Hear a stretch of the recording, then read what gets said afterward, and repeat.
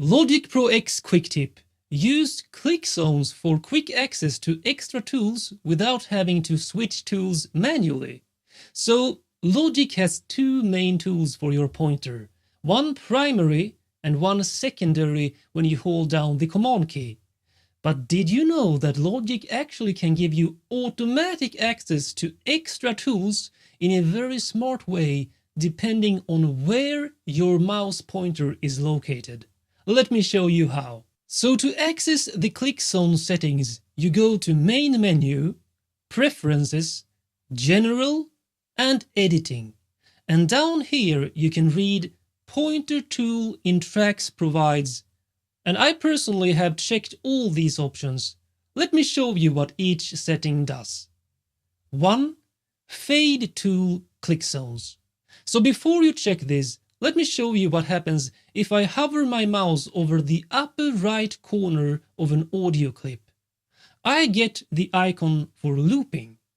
And if I move my pointer down to the bottom right corner, I get the icon for adjusting the length of the clip.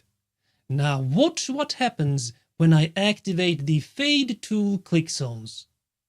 Once again, I hover my mouse cursor here at the top right corner, and look, a new kind of icon appears. Now I can click and drag to the left and create a fade. But the looping option is still there. It just moved to the middle of the clip.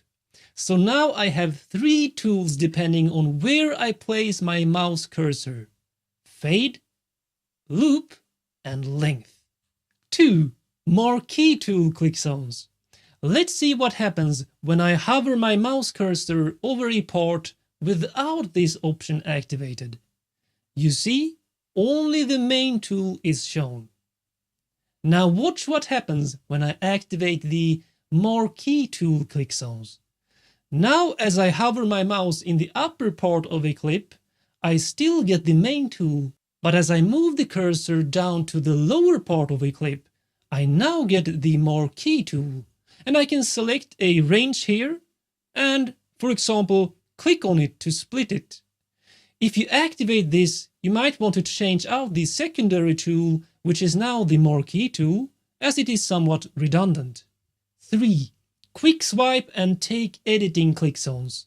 Finally, when working with audio, you often have several takes, and you want to use parts of each to make a final polished result. Well, that is what comping is for, and I have already recorded 3 takes here to show you how to use this feature. Without this feature activated, you can still double-click to access the take folder, then you get this cursor to choose the take, like this, and also select parts from takes, like this, and you can then click and drag to move them around inside the clip, and also adjust the starting and end position. Now watch what happens as I check this box. Now I have added yet another click zone. So as you can see here, if I have a selected take, these blue ones here, if I hover my mouse at the bottom part, I can still drag it around like this. If I go over to the middle part, I can select a range of it. And at the top part, I get the main pointer tool. And as I move my mouse to the gray area, an unselected zone, in the lower part I can select a new zone to be used in the comping. The pointer tool is very handy to have here because then you can double click to go into the specific part and then edit the audio for just that section. Personally, I have all the click zones activated because I love the workflow boost they give me. So I recommend you to try out all these settings for yourself now, and I will see you in the next video.